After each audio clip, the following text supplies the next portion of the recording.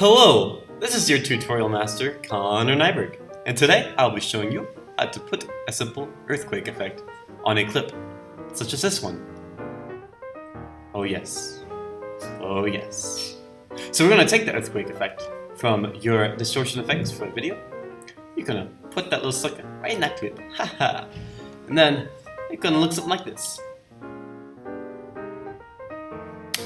Now, of course, you can play around with this earthquake effect as much as you want. I find that it helps to scale in just a little bit, because if you don't, then you're going to get all this black stuff around, and nobody wants that black stuff. So you're going to zoom in just a little bit. And so, it looks very realistic. Very realistic. Very realistic.